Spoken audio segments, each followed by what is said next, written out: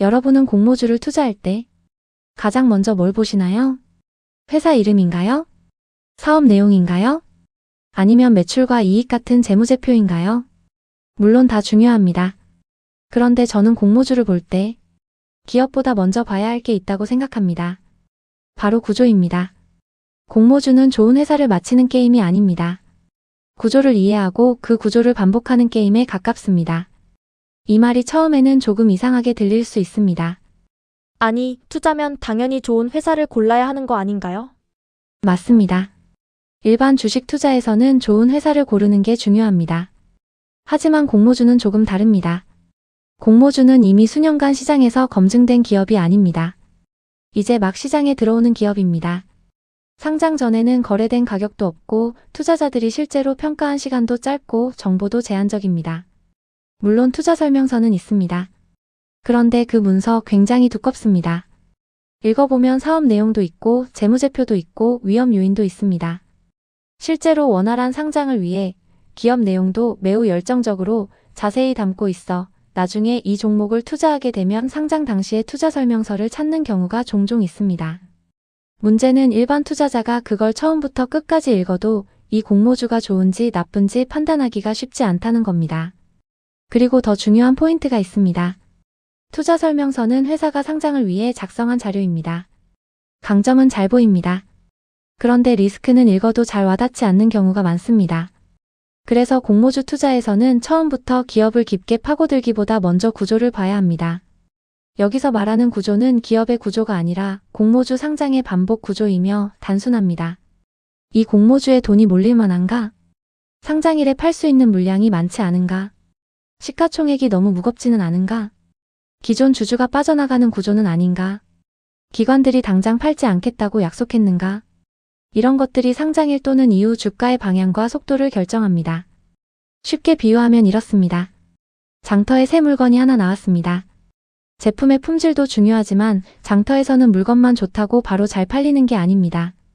사람들이 몰려있는 자리인지, 물건 수량이 너무 많지는 않은지, 이미 먼저 들어온 사람들이 팔려고 줄 서 있는지, 가격이 사람들이 받아들일 만한지 이런 조건이 더 즉각적인 결과를 만듭니다.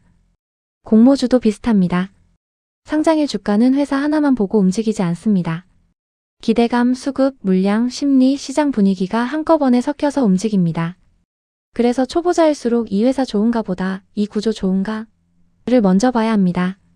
그럼 공모주 구조에서 가장 먼저 확인해야 할 것은 뭘까요? 가장 먼저 볼 것은 공식 정보입니다. 뉴스나 커뮤니티는 분위기를 파악하는 데 도움이 될 수 있지만 기준이 되면 안 됩니다.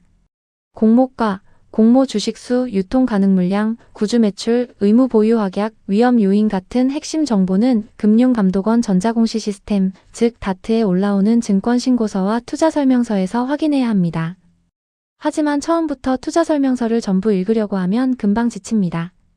초보자에게 필요한 것은 모든 내용을 확인하는 것이 아니라 핵심 구조를 빠르게 읽는 눈입니다. 다만 하나하나 찾아서 보는 데에 시간이 꽤 걸립니다.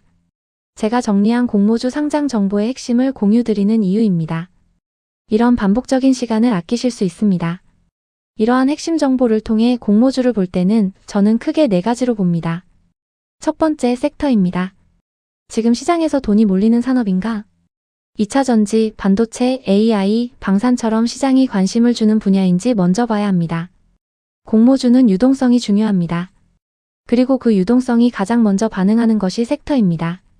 두 번째 시가총액입니다. 시총은 공모주의 몸집입니다. 작은 그릇은 물이 조금만 들어와도 금방 넘칩니다. 큰 그릇은 같은 물이 들어와도 잘 움직이지 않습니다. 공모주도 마찬가지입니다. 시총이 작으면 적은 자금으로도 크게 움직일 수 있고 시총이 크면 안정적이지만 단기 움직임은 무거울 수 있습니다. 세 번째 유통 물량입니다. 이게 정말 중요합니다. 상장일에 바로 팔 수 있는 주식이 많으면 아무리 매수세가 들어와도 주가가 쉽게 올라가지 못합니다. 반대로 팔 수 있는 물량이 적으면 조금만 매수세가 붙어도 가격이 빠르게 움직일 수 있습니다. 공모주에서 물량은 가격을 막는 힘입니다. 네 번째, 잠긴 물량입니다. 유통 물량의 반대 개념인데 처음에 잘 구분해두면 쉽습니다. 기관 의무 보유 확약은 이번 공모에 참여한 기관이 나 이 주식 당분간 안 팔게요 라고 약속한 물량입니다. 반면 기존 주주 보호 예수는 공모주 청약 전부터 주식을 갖고 있던 기존 주주들이 일정 기간 팔 수 없게 묶여 있는 물량입니다. 둘 다 잠긴 물량이지만 누가 들고 있느냐가 다릅니다. 그리고 락업 해제일이 되면 이 잠긴 물량이 다시 시장에 나올 수 있습니다. 그래서 공모주는 단순히 확약이 높다, 낮다만 보면 안 됩니다. 누가 가진 물량인지, 얼마나 오래 잠기는지, 언제 풀리는지를 같이 봐야 합니다. 이 네 가지를 이해하면 공모주가 훨씬 단순하게 보입니다. 공모주는 기업 분석만으로 접근하면 어렵습니다. 하지만 구조로 보면 훨씬 단순해집니다. 돈이 몰리는가? 몸집은 가벼운가? 팔 물량은 적은가? 잠긴 물량은 충분한가? 그 물량은 언제 풀리는가? 이 질문을 반복하면 됩니다. 물론 공모주가 항상 오르지는 않습니다. 예측하는 것은 더더욱 어렵습니다. 좋아 보이는 종목도 상장일 시장 분위기가 나쁘면 약할 수 있고 애매해 보이는 종목도 수급이 붙으면 강하게 움직일 수 있습니다. 그래서 공모주는 한 종목을 맞히는 투자가 아닙니다. 기준을 만들고 그 기준에 맞는 청약에 참여하고 상장일 매도 원칙을 지키고 이 과정을 반복하는 전략입니다. 그 과정에서 작은 손실은 나올 수 있습니다. 하지만 구조가 좋은 종목을 반복해서 참여하면 몇 번의 작은 손실보다 한두 번의 큰 수익이 전체 결과를 바꿀 수 있습니다. 정리해 보겠습니다. 공모주는 기업보다 구조, 뉴스보다 공시, 감정보다 절차, 예측보다 반복입니다. 이 네 가지를 기억하시면 됩니다. 이 시리즈에서는 앞으로 공모주를 볼 때 반드시 확인해야 할 기준을 하나씩 정리해 보겠습니다.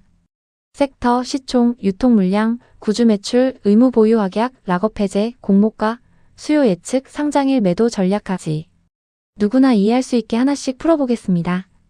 다음 영상에서는 첫 번째 기준 섹터를 보겠습니다. 왜 공모주는 기업보다 먼저 섹터를 봐야 할까요? 답은 간단합니다. 공모주는 결국 돈이 몰리는 곳에서 움직이기 때문입니다. 다음 영상에서 섹터와 유동성의 관계를 알아보겠습니다.